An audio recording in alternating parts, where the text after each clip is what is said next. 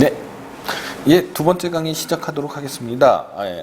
아까 말씀드렸듯이 상대방 이론에 대해서 제가 말씀을 드렸습니다. 상대방 이론에 대해서 말씀드린 거에서 보셨다시피 이 중요한 거는 그 처분의 상대방이 원고적 격이 있느냐가 아니고요. 제3자가 원고적 격을 가지느냐 안 가지느냐, 법률상 이익이 있느냐 없느냐, 이게 중요하게 된 겁니다.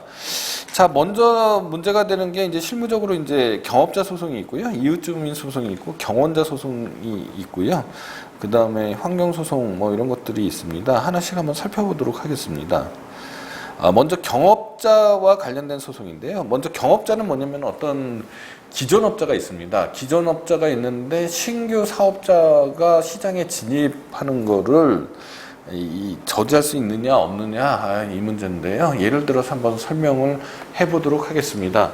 제가 매년 드는 예인데요. 매년 드는 예인데 좀 우스꽝스러운 예이긴 한데 몇 페이지 있는 예냐면은 93페이지에 법률상 이익을 부정한 사례 1번 목욕탕 영업 허가에 대해서 기존 목욕탕 업자에 관한 판례에 대한 설명을 다소 좀 비틀고 여러분들에게 이해하기 편하기 위해서 조금 재밌게 구성해서 설명을 해드리겠습니다. 지금 하나 전제로 깔아야 될 거는요. 이 판례가 지금 1963년도에 나왔지 않습니까? 1963년도에는 목욕장업이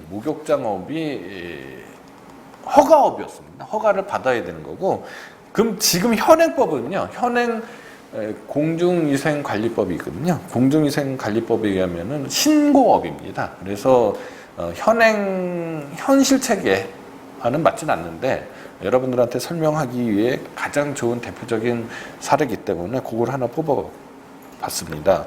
그 다음에 두 번째 사례는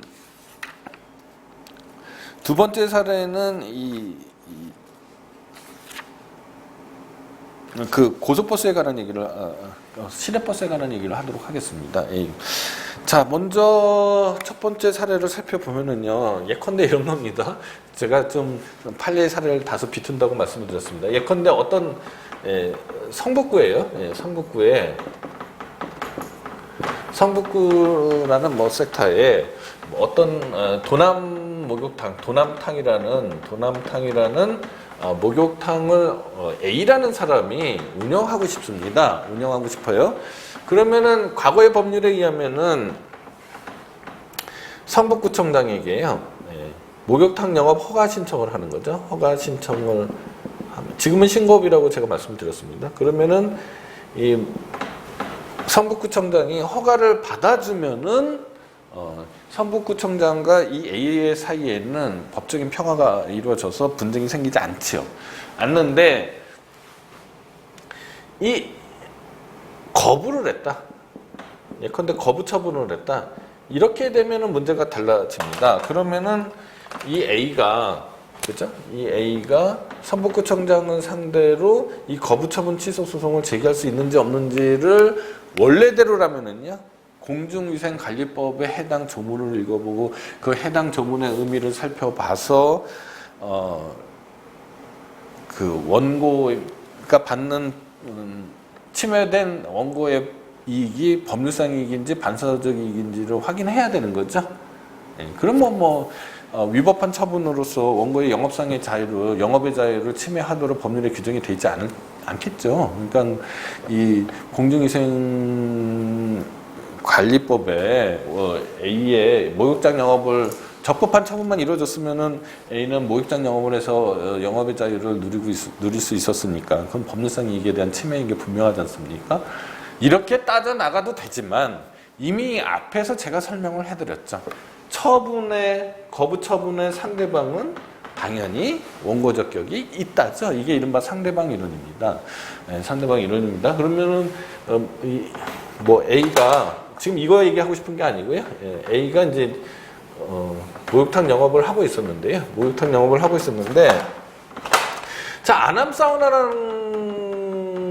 사우나라는 목욕탕에 B라는 사람이 영업을 하고 있습니다. 자, B가 이제 성북구청장을 상대로 목욕장 영업 허가를 받아서 아남 사우나를 이제 운영하게 됐습니다. 그랬더니 이 A가 원래는 막대한 이 성북구에 자기네 목욕탕만 있었거든요. 그래서 막대한 이익을 취하고 있었는데 이 아남 사우나가 생기는 바람에 이 목욕탕 영업이 적자를 면치 못하게 됐습니다. 그래서 이 A가 이 아남 사우나, 성북구청장이 이 아남 사우나에 대한 목욕탕 영업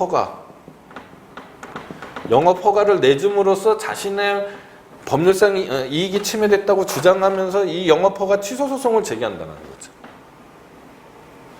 무슨 얘기인지 알겠습니까? 그러니까 이 A가 자기의 목욕탕 영업 허가에 대해서 소송을 제기하는 게 아니고요. 제3자로서 B의 영업 허가에 대해서 소송을 제기하는 거죠. 취소 소송을 제기하는 거죠. 그러면 여기에 법률상 이익이 있느냐 없느냐를 따져야 되는 거죠. 뭐 짐작하셨겠지만 이 목욕장 영업 허가에 자신의 영업의 자유 적법한 영업 허가가 있었으면 자신이 영업의 자유를 누릴 수 있다라는 것은 보호하지만은 자기만이 이 성북구청에서 성북구에서 영업을 해야 된다라고 보장하는 규정은 없겠죠. 읽어보시면 아시겠지만 없습니다. 네. 따라서 이 A가 여기에서 독점적으로 영업을 할 수 있는 권리가 법률적으로 보장되어 있는 게 아니죠. 그냥 단지 우연히 성북구에 이 아남 사우나가 허가를 받기 전까지 단지 우연히 이 도남탕을 경영했기 때문에 돈을 번 거죠. 그러니까 이거는 반사적 이익이 되는 겁니다. 따라서 이 A는 B에 대한 영업허가 취소 소송을 제기할 수 없다라는 결론이 되는 겁니다. 자신의 영업 이익을 침해해서요. 예, 반대로요.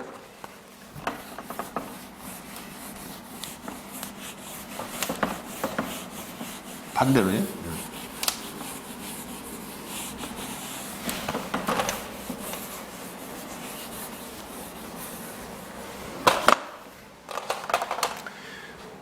자, 예컨대 고려대에서요. 연세대까지 운영하는 어떤 시내버스 333이라는 버스 운송회사가 있었습니다. 이게 시내버스를 운송하려면 버스 운송 여객운수사업법에 의해서요, 버스 운행 운송 면허를 받아야 됩니다. 자, 그거를 서울특별시장이 해주거든요. 서울특별시장이 시내버스 333에 대해서 운송 면허를 이미 내줬어요. 근데 이 시내버스 999가요.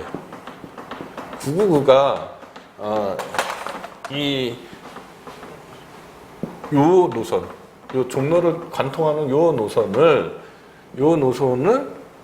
시내버스 999가 다시 시장으로부터 면허를 받아서 이제는 이 고려대하고 연세대까지 종로를 관통하는 이 노선에 333과 999가 생겼습니다. 그래서 333으로서는 굉장히 억울해요. 왜냐면은 자신만이 이 노선을 독점적으로 운영해야 되는데 시내버스 999를 또 면허를 내주는 바람에 자신의 어떤 이익이 침해됐다고 주장하면서 서울특별시장이 시내버스 999에 대한 자신에 대한 처분이 아니죠. 자신에 대한 면허가 아닙니다. 면허 처분에 대해서 취소 소송을 제기한다. 이 면허를 취소해달라는 소송을 제기할 수 있느냐는 문제죠. 제기할 수 있느냐의 문제입니다. 지금 소송 요건이잖아요. 제기해서 승소 판결을 받느냐 패소 판결을 받느냐의 문제는 다른 문제입니다. 그거는 본안에서의 문제고요. 자, 그러면은 이미 제가 앞에 케이스에서는 법률상 이익이 없다라고 했으니까 이번 케이스에서는 법률상이 있다라는 거를 제가 문제로 냈겠죠. 여러분들이 여객운수사업법은 뭐 시간 되시면 한번 읽어보시면 아시겠지만 거기에 어떠한 조항이 있느냐면요. 1노선, 1회사주의를 규정해 놓고 있습니다. 1노선, 1회사주의. 하나의 노선에는 하나의 회사에만 면허를 줄 수 있도록 되어 있습니다. 여러분들이 왜 그런 조문이 있는지 다소 궁금해 하시겠지만요. 이런 사업들, 버스 운송사업과 같은 이런 사업을 우리는 공익사업이라고 하고요. 공익사업이라고 합니다. 자, 공익사업의 경우에는요. 만약에 이 시내버스, 요거를 만약에 시장 시장 경제에 맡기게 되면은 이 고려대하고 연세대하고 종로를 관통하는 고려대에서 연세대 노선에 이 경쟁이 붙게 되고, 그죠? 누구나 다 여기만 왔다 갔다 하려고 하겠죠. 그렇게 되면은 여기에서 또 다시 돌아가는 뭐 예컨대 뭐 어디 옛날 뭐 변두리, 또 연세대에서 또 이어지는 변두리, 얘는 안 가려고 한단 말입니다. 버스 운송 사업이 자기네들의 입맛에 맞는 것만 하려고 하지, 이 시내버스 333이든 시내버스 999든 간에 이 자기들의 입맛에 맞는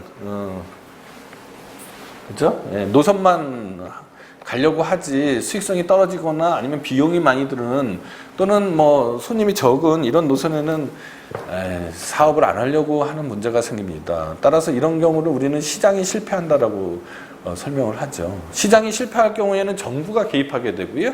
정부가 개입해서 인위적으로 독점권을 333에게 형성을 해줍니다. 333에게 고려대에서 연세대까지 가는 노선의 독점권을 1노선 1회사주의를 통해서 주는 거죠. 주고 이 333으로 하여금 고려대를 지나서 뭐 사람이 인적이 드문 곳까지 가고, 연세대를 지나서 또 드문 곳까지 가게 할 수 있는 거죠. 그렇게 강제를 하고요. 요금도 여기로 가는 비용이 더 많이 든다고 해서 요금을 더 많이 받게 하지 못하게 할 수도 있는 거죠. 독점권을 형성해 준 대신에 요금을 규제하고 노선을 확장시키는 거죠. 이런 것들이 바로 이제 시장에 실패했다는 정부의 개입이죠. 이런 것들을 주로 이제 특허라는 수단을 많이 쓰게 됩니다. 아까 목욕탕 영업과 같은 경우에는요,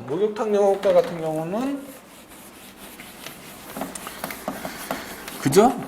이 원칙적으로 목욕탕이 많으면 많아질수록, 공급자가 많아지면 많아질수록 이른바 이거죠, 이거.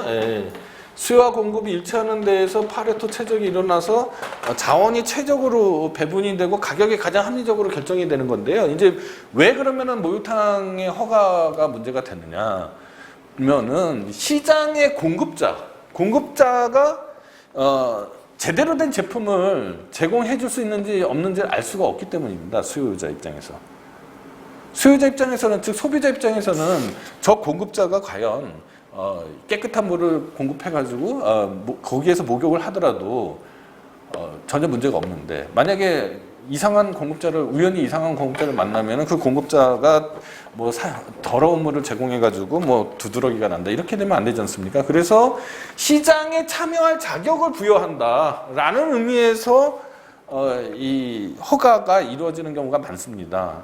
물론 여러 가지 뭐 이유들이 있습니다만은 적어도 영업과 관련돼서는 주로 이렇게 되는 건데요. 그러니까 이 영업과 관련해서 특허는 시장이 실패한 상황에서의 그 인위적인 독점을 형성해 주는 거죠. 그러니까 시장 실패 상황이고요. 이 허가는 이 시장이 불안전한 거를 보완해 주는 겁니다. 그래서 시장 경제가 더 활성화될 수 있도록 하는 겁니다. 그러니까 완전히 경제학적으로는 설명이 완전히 달라지는 겁니다. 그래서 이 특허의 경우에는 주로 신규 사업자의 독점권을 형성해 주는 거니까요. 주로 그 법률상 제3자의 법률상 이익이 인정이 된다고 보는 거고요. 허가의 경우에는 그렇지 않은 거죠. 왜냐하면 그렇지 않아야지 신규 사업자들이 계속 자격만 되면 계속 신규 사업자들이 나타나야지 자본주의가 건강하게 발전할 수 있는 거지 않습니까? 그러나 이렇게 허가나 특허라는 법률상의 용어로 딱딱 어떻게 나눠지는 것인지가 상당히 불분명해지고요. 그렇기 때문에 이 허가냐 특허냐의 구분에 따라서 이렇게 반드시 된다고 볼 수는 없습니다. 그러나 분명한 것은 기존 업자의 이익 보호 규정이 있다. 즉 예를 들어서 적정 배치 기준이나 수급 조정 규정이 있다. 예컨대 거리 제한 규정이 있다. 라든지 뭐 아니면 어떤 섹터 내에서 뭐 영업자는 하나여야 한다라든지 또는 두 개여야 한다든지 이런 식으로 수급 조정 규정을 두었다라면은 이거는 기존 업자의 이익을 보호하기 위한 취지가 들어있다고 우리가 볼 수가 있죠. 허가나 특허인지 상관없습니다. 허가의 경우에도 그럴 수도 있지 않습니까? 주로 그렇다는 얘기고, 허가나 특허의 경우에도 적정 배치나 수급 조정 조항이 있는지 없는지, 즉 기존 업자, 신규 업자에 대한 신규 업자의 참여를 제한해서 기존 업자의 이익을 보호하는 규정이 있는지 없는지에 따라서 제3자의 원고 적격이 인정되고 인정되지 않고 그럴 수 있다라는 거를 지금 제가 설명해 드리는 겁니다. 자, 법률상 이익이 인정된 사례들 제가 뭐 이렇게 좀 모아봤고요. 그 다음에 93페이지부터는 법률상 이익을 부정한 사례들을 제가 한번 모아봤습니다. 그죠? 한번 여러분들이 쭉 보셔야 됩니다. 그리고 보시면은 대략 무슨 얘기인지 이해가 될 수가 있습니다. 자, 그 다음에 말씀드리고 싶은 게 이제 경원자 소송입니다. 경원자라고 하면 인허가 등 수익적 행정행위가 필요한 사업에서 행정청이 수인의 신청을 받아 적격 여부를 심사한 후 우선순위에 따라서 일부에 대해서만 인허가 등을 하는 경우에 심사의 잘못 등으로 우선순위 있는 자신에 대해서 인허가 등이 되지 않고 타인에 대해서 인허가 등이 되었다고 주장하는 사람을 경원자라고 합니다. 예컨대 이런 케이스입니다. 이것도 실제 사례, 어업권에 가는 사례인데 그거를 강의용으로 제가 비틀어서 좀 재밌게 사례를 만들어서 여러분들한테 설명을 해드리겠습니다. 자, 어장이요. 어업권이요. 예컨대 특정한 어업은 면허를 받아야지 어업을 할 수 있는 경우가 있습니다. 그렇지 않으면 어적자원이 막 고갈된다. 예컨대 뭐 이른바 쌍끌이라는 뭐 해가지고 이렇게 뭐라 그러더라요? 그걸 기선망인가요? 하여간 바닥을 막 훑어서 저인망으로 훑어가지고 고기를 잡는 어업이 있는데, 그런 어업의 경우에는 막 모든 그 어떤 정부의 규제가 없으면은 인허가 같은 제도가 없으면은 아무나 가서 막 훑게 되면은 어적자원이 고갈되겠죠. 그래서 바다에도 어떤 섹터가 있습니다. 그걸 어장구역이라고 하는데, 이 어장구역 내에 뭐 몇 개 이렇게 어업 면허를 줍니다. 기선망 어업 면허를 준다. 뭐 이렇게 가정을 하자고요. 가정을 하는데, 예컨대 이제 한 자리가 비었다고 가정을 합시다. 자, 한 자리만 이 면허를 받을 수 있습니다. 그러면은 A라는 사람이 있고요, B라는 사람이 있어요. 자, 그래 행정청이 이제 어업 면허를 줘야 되는데, 자, A라는 사람이요. 실제 사정이 그렇지 않지만 여러분한테 이해의 편의를 위해서 이렇게 하는 겁니다. A라는 사람이 90점을 받았다고 치고요. B라는 사람이 80점을, 뭐 시험 보는 거 아닙니다. 시험 보는 거 아닌데 그렇다고 치자고요. 90점을 받았습니다. 그러면은 행정청이 A에게 면허를 줄 테고요. 그죠? 어업권을 줄 테고요. 어업권 신청을 한 거죠. B에게는 거부 처분을 했겠죠. 자, 이런 상황이라고 치면은요, 이 둘 사이의 관계가 경원자가 되는 거죠. 그죠? 경원자가 되는데, 자, B가 자신의 권리를 구제받는 방법은 두 가지가 있겠죠. 하나는 뭐냐면은, B가 행정청을 상대로 이 자기의 거부 처분 취소 소송을 제기하는 수도 있고요. B가 A에 대한 면허 처분에 대해서 취소 소송을 제기할 수도 있겠죠.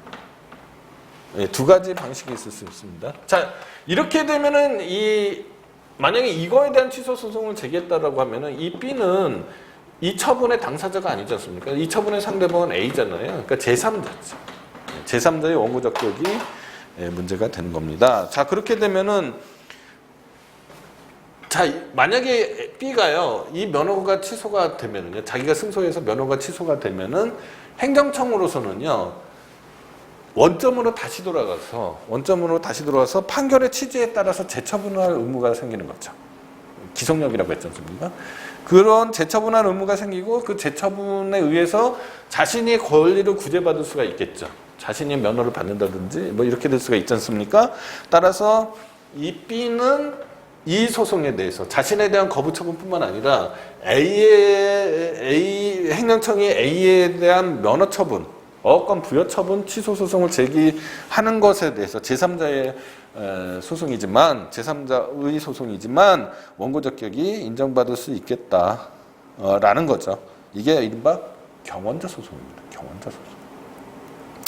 그 다음에 또 이유점인 소송이라는 게 있는데요. 이게 주로 이제 건축법과 관련된 건데, 건축과 관련된 것들입니다. 건축법은 이른바 이 건축경찰법이라고 해가지고요. 이 사실은 만약에 자 A라는 사람이 여기서 집을 짓고 있는데, 그죠? 해가 이제 여기 떠 있다고 치자고요. 그런데 B라는 사람이 엄청 높은 건물을 져가지고 A의 일조권이 이제 침해가 됐습니다. 자, 이렇게 되면은 과거식 해석론에 의하면 A도 건축법을 다 준수했고요. B도 건축법을 다 준수하게 되면 거기에 따르는 일조권 침해, 이거는 이제 반사적 이익이 되는 건데요. 이거 뭐 생각할 필요도 없이 반사적이라고 했었습니다. 그러나 오늘날에 이제 그죠? 오늘날에 있어서 법률상 이익의 확대화 경영이라고 그랬지 않습니까? 이게 민사적으로는 뭐 일조권 침해로 어떻게 되는지는 민사적으로도 이제 중요한 쟁점이 되는데요. 행정적으로 그럼 과연 이 처분은, 요 건축허가 처분은 이렇게 짓겠다고 하는 행정청이 이 B한테 건축허가를 해줬을 거 아닙니까? 그죠? 이 건축허가를 A가 이 취소 소송을 제기할 수 있느냐의 문제가 되는데요. 과거에는 이게 거의 뭐 잘 인정되지 않았는데, 법률상 이익이 오늘날에 있어서는 말씀드렸듯이 법률상 이익의 확대화 경향 때문에 이 경우에 따라서는 법률의 해석에 의해서 이 인정되는 경우도 있고 없는 경우도 있고 이렇게 됩니다. 자, 법률상 이익이 인정되는 사례는 이 1번 판례는 굉장히 중요한 판례입니다. 이 연탄공장 사건이라는 건데요. 이거 굉장히 중요한 판례니까 한번 꼭 읽어봐 주시기 바라고요.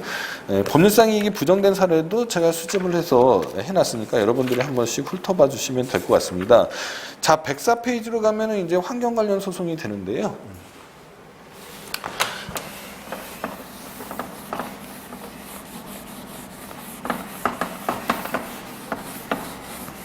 자, 환경 관련 소송이 되는데 제가 그림은 잘 못 그리지만 이제 새만금 사업을 기준으로 한번 설명을 해드리겠습니다. 예컨대 이제 이렇게 되는 건가요? 이게 우리나라가 이게 그죠? 이렇게 되면은 자, 이 그림 그림은 좀 우스꽝스럽게 그려서 죄송합니다. 예. 자, 이렇게 되고 이제 여기를 이제 막는 거죠. 막는 건데 이제 여기에 막 사시는 분들이 있죠. 뭐 여기에 사시는 분들도 있습니다. 사시는 분들이 이걸 막음으로써 환경상 영향이 침해된다는 거죠. 그죠? 자, 이 개발과 환경은 항상 대립관계에 있습니다. 개발과 환경은 항상 대립관계에 있다. 이렇게 이해하시면 되는데요. 자, 그러면 이 막는 거는 누가 했느냐? 한국농촌공사라는 공기업이 뭐 정부로부터, 특히 뭐 국토교통부 장관으로부터 여러 가지 면허를 받아야 됩니다. 여러 가지 허가와 인가 면허 이런 거, 특허 이런 걸 받아야 되는데, 이제 뭐 예컨대 공유 수명 그 중에 이제 매립 면허를 받았다고 치자고요. 공유 수명 매립 면허를 뭐 국토교통부 장관이 부여를 했단 말입니다. 그러면 자, 요게 사시는 분들은, 요런 데 사시는 분들은 이것 때문에 환경상 영향을 받았다라고 주장하시는 분들은 이 국토교통부 장관의 한국농촌공사에 대한 공유수면 매립 면허의 처분의 당사자가 아니죠. 아니죠. 처분의 주체는 국토교통부 장관이고요. 처분의 상대방은 한국농촌공사잖아요. 그러니까 요 사람들이 제기하는 소송은 제3자의 원고적격 문제가 되는 거죠. 맞죠? 예. 자, 그러면은 아까도 말씀드렸듯이 이분들이 먼저 생각해 봐야 될 거는, 이분들이 헌법상에 규정되어 있는 어떤 보장되어 있는 환경권을 들이대고서 자신이 이 처분의 취소 소송을 제기할 수 있다라고 나서면은 그거는 법률상 이익을 인정받기 곤란하다고 얘기를 했습니다. 왜냐하면 판례는 아주 헌법의 규정만을 끌어들여서 법률상 이익을 인정하지는 않고 있거든요. 그러면 처분의 근거죠. 그러면 공유수면 매립 면허에 이 사람들이 환경상 이익을 보호해주는 규정이 있다라고 볼 수도 없습니다. 자, 처분의 근거 조문에서도 이 사람들의 원고적격을 인정받기가 어렵게 돼 있습니다. 그런데 판례는 이런 대형 국책 사업의 경우는요, 환경 영향 평가 대상지역이라는 걸 설정을 해가지고요. 환경영향평가 대상적, 뭐 예컨대 요 사업으로 인해서 환경에 영향을 받을 거라고 생각되는 영역을 사업자가 지정하도록 되어 있습니다. 사업자가 요 안에 있는 사람들에게는 이 설정을 왜 했겠느냐는 거죠. 일단 설정을 왜 했겠느냐. 그 법률에서 이 설정을 하게끔 했다라는 거는 적어도 이 안에 있는 사람들에게는 어떤 환경상의 영향에 대해서 뭐 보호하는 취지가 있는 거 아니냐라는 거죠. 거기서 이제 뭐 원고 적격을 도출해내는 겁니다. 따라서 이 환경과 관련된 소송에서는 이 절차 규정으로부터 주로 원고 적격을 도출한다. 물론 근거법규에도 그렇게 규정되어 있는 경우도 있을 수 있지만은 보통의 경우에는 절차법규에서 법률상 이걸 도출되어 내고 있다라는 거를 일단 알아두셔야 되고요. 자, 일단 그 지식을 가지면은 예컨대 이런 섹터들이죠. 일종의 영향권들이 있습니다. 이 영향권 내에 있는 사람들은 환경상 영향을 받았을 환경권을 침해받았을지도 모른다라는 사실상의 추정을 하게 됩니다. 그 법률상 추정이 아닙니다. 사실상 추정이에요. 사실상 추정. 바깥에 있는 사람들은 영향을 받았다라고 스스로 증명하여야지 원고 적격을 인정받게 된다. 자, 그럼 영향권 안에 있는 사람들, 예컨대 환경평가 대상 지역 안에 사시는 주민들은 이 법률상 이익이 사실상 추정되는 거고, 이 바깥에 있는 사람들은 내가 이 사업으로 인해서 법률상 이익을 환경권을 침해받을 거다라는 것을 증명해내서 원고 적격을 인정받게 되는 건데요. 자, 영향권 내에서 예컨대 농작물을 경작하거나 또 거기에 주소를 두고 거기서 주거를 하시는 분들은 이제 거기에 포함이 되는데, 단지 그냥 그 내에 건물만 갖고 있다거나 아니면 토지만 갖고 있다. 그러면은 거기서 거주하고 있거나 뭐 이러지 않기 때문에 환경상 영향하고 관계 없지 않습니까? 그래서 그런 사람들한테는 영향권 내의 주민이라고 보지 않는 거죠. 그러니까 영향권 내의 주민인지 여부는 거주 여부를 주로 보긴 하지만 거기에 구애받지는 않고요. 그 특수성이 있는 것도 같이 평가를 받고 있습니다. 자, 그러면 증명된 경우는 뭐가 있을까요? 자, 예컨대 이런 경우죠. 이렇게 낙동강이 있는데요. 자, 여기에 이제 여기에 물금 치수장이 이게 실제 사례인데요. 치수장이 있는데, 자, 이분은 지금 부산 사람이라고 치자고요. 그러면 영향권 바뀌죠? 영향권 바뀌는데 물금 치수장에 뭐 염색 공장을 에 대한 허가를 관에서 내줬다. 그럼 이 염색 공장 때문에 그죠? 이 물금 치수장이 오염이 되면 이분이 환경상 어떤 영향을 받게 되는 거죠. 이게 증명되는 거죠. 이게 증명된 거다는 예로 한번 제가 말씀을 드리는 거고요. 그 다음에 또 말씀드려야 될 게 이 환경상 영향을 받아서 원고 적격을 인정받는지 여부는 자연인만 그렇다라는 겁니다.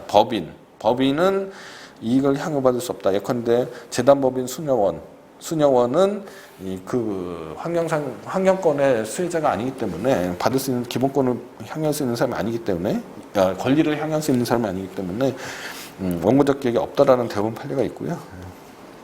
자, 그러면은 이 영향권 다시 한번 말씀을 드리면 어떤 섹터가 있어요. 영향권이라는 섹터가 있는데 이 섹터가 법률상 규정되어 있으면은 이거를 근거로 해서 이 절차 규정을 근거로 해서 원고 적격을 도출해내는데, 요게 뭐가 들어있느냐? 환경영향평가 대상지역이 있고요.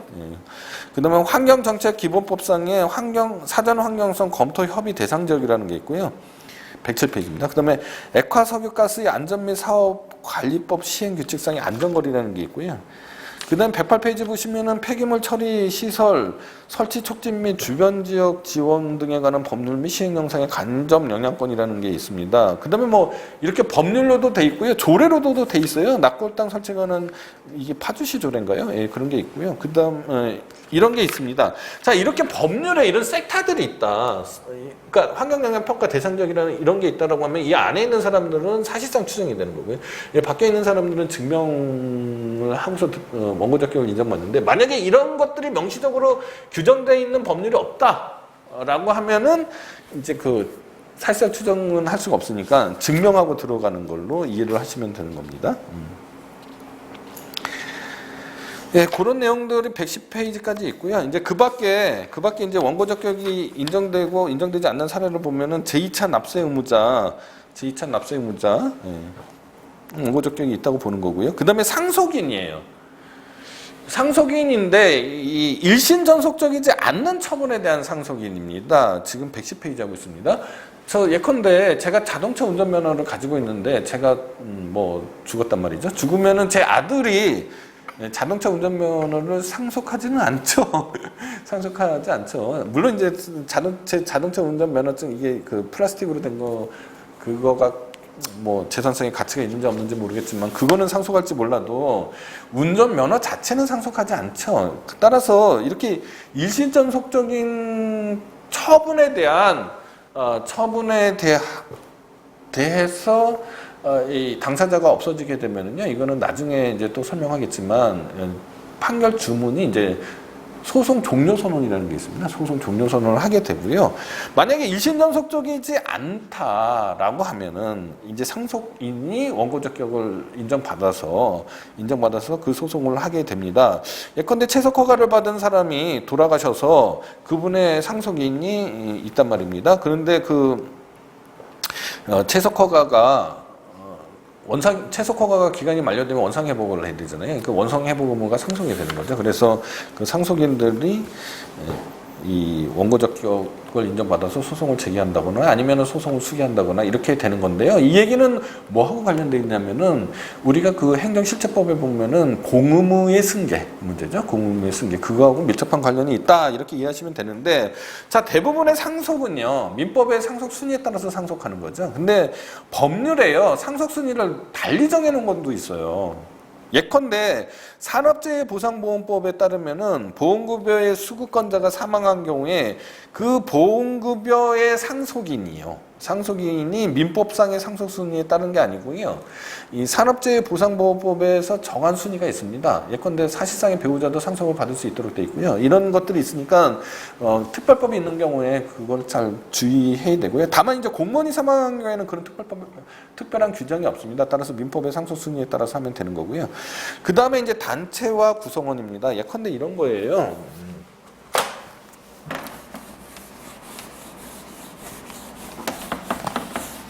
이것도 상당히 좀 어려운 법리가 들어갈 수도 있는데요. 어떤 거냐면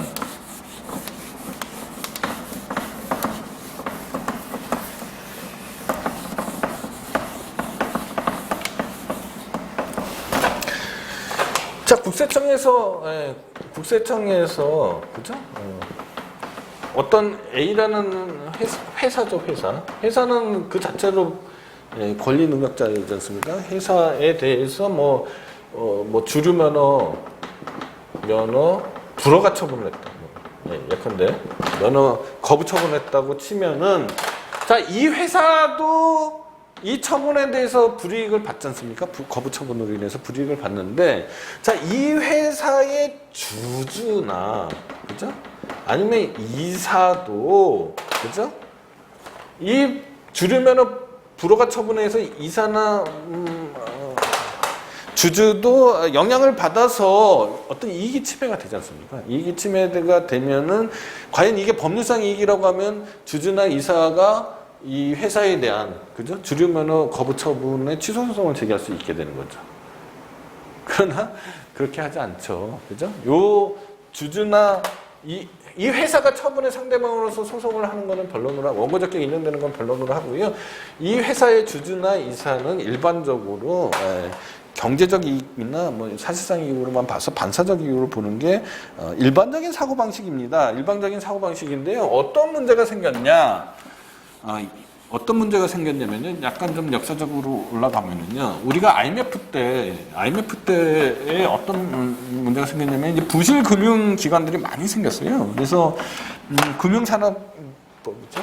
금산법이라고 하는데요. 금산법에 이 부실 금융기관 대형 부실 금융기관이 생기면은 바로 그냥 파산 절차로 가는 게 아니고요. 회생을 시켜보려고 노력을 해봅니다. 그래서 일단 그 절차가 일단 부실 금융기관으로 먼저 지정을 하고요. 지정에 따라서 경영 개선 명령과 같은 거를 합니다. 근데 경영 개선 명령에 의해서도 회상하기가 어렵게 되면은 이게 원래 자본주의 원칙에서 파산시켜야 되는데 파산시키면 만약에 나라가 완전히 흔들릴 정도가 된다. 예컨대 생명보험회사 같은 경우에는 가입자가 엄청나게 많지 않습니까? 그 사람들이 전부 다 이제 막 손해를 보게 돼서 이 어떤 조치를 취하냐면요. 금융위원회에서 이 신동아 대한생명인데 이 대한생명 실제 사례 대한생명입니다. 대한생명 보험 주식회사에 대해서 감자 명령을 내리고요. 감자. 그러니까 자본을 이렇게 감소시키는 거예요. 감자 명령을 내리고 그 다음에 예금보험공사로 하여금 출자를 해서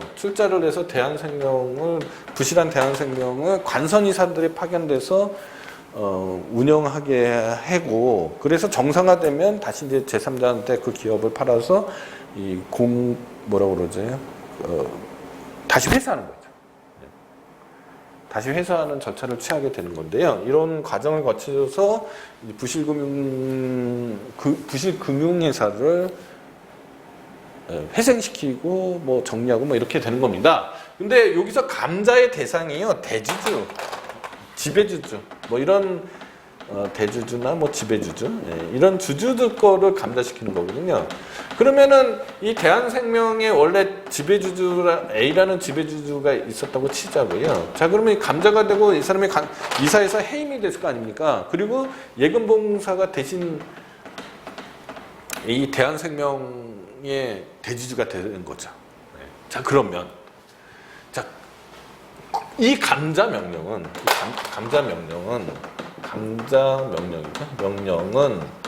금융위원회가 그죠? 금융위원회가 대한생명 주식회사에서 내린 거잖아요.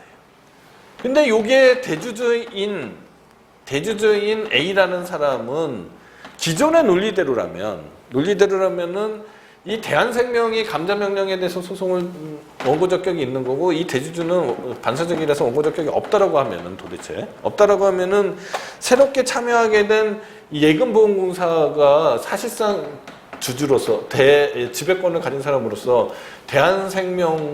이 사람을 위해서 대한생명으로 하여금 이 감자 명령 취소 소송을 제기하리라고 상상하기 어렵게 되기 때문에 이런 예외적인 현상에서는 비록 주주이긴 하지만 원고 적격을 인정하게 되는 겁니다. 그 두 가지 예외가 있는데요. 주주나 이사에게 원고 적격이 인정되는 경우가 지금까지 현실적으로 나타난 것은 두 가지 정도 예외가 있습니다. 그 111페이지 중반에 다만부터인데요.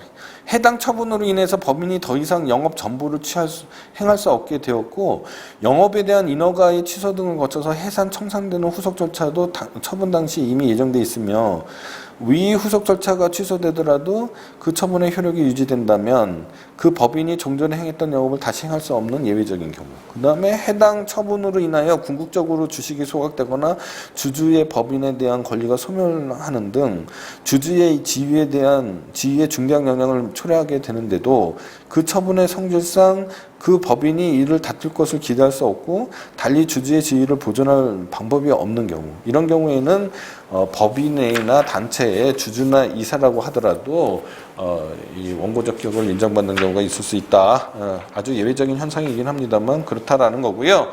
그 다음에 112페이지 그 밖의 경우에 대해서 원고 적격이 인정된 예하고 원고 적격이 부정된 예를 제가 이렇게 몇 가지 수집을 해놨는데요. 여러분들이 꼭 한 번씩 읽어보셔야 됩니다. 제목이라도 읽어보셔야 됩니다.